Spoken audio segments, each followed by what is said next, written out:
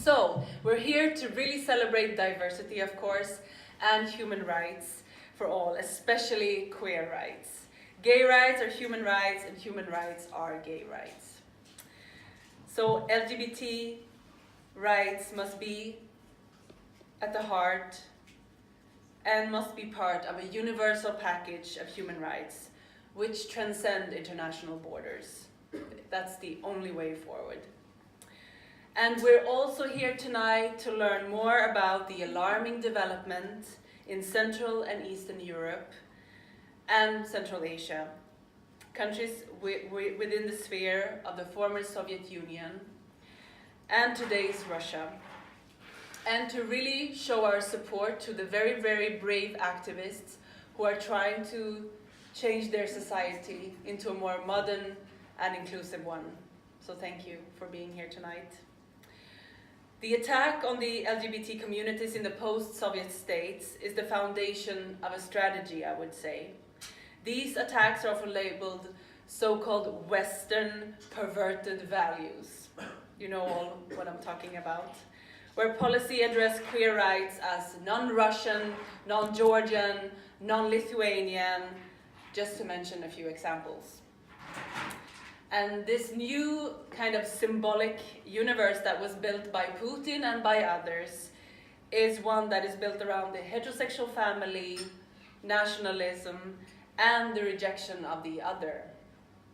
At the heart of this lies the question of whether society should integrate or ostracize their LGBT citizens. So let's listen to what former President of Georgia, Mikhail Saakashvili, said. Okay, Europe is promising you much more. It's a better market. They might give you subsidies. They might give you lots of new opportunities and openings. But what you should know is Europe is all about gay rights. If you go to Europe, your family values will be undermined. Your traditions will be destroyed. So we as Orthodox unity, we should stick together. The experience of being queer in many Eastern European countries today differ between miserable and brutish. It's illegal through the legislation on gay propaganda to speak openly of homosexuality in the street or petition for LGBT rights. Gay people are hunted, beaten and raped, and governments actually applaud this. By putting the government's stamp of approval on rampant Russian homophobia, Putin effectively has declared open season for hunting gay and queer people.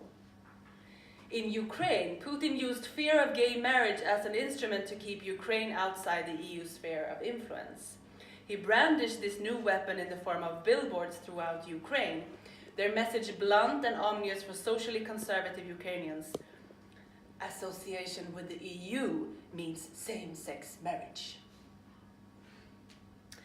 The result is very disturbing. LGBT rights are increasingly associated with concepts of nationalism and state sovereignty.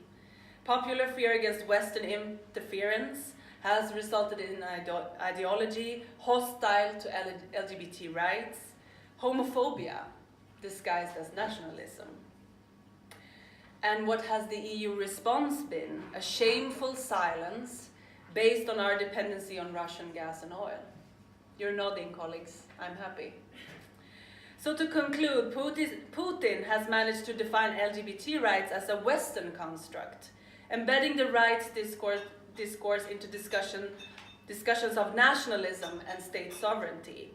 If the West really does care about LGBT individuals, we must adjust our strategy to destroy this very, very dangerous linkage. The lives of millions of individuals throughout Eurasia and the rest of the world depend on it. So thank you for listening, and please support IGLU and the very, very brave work that they're doing. Thank you.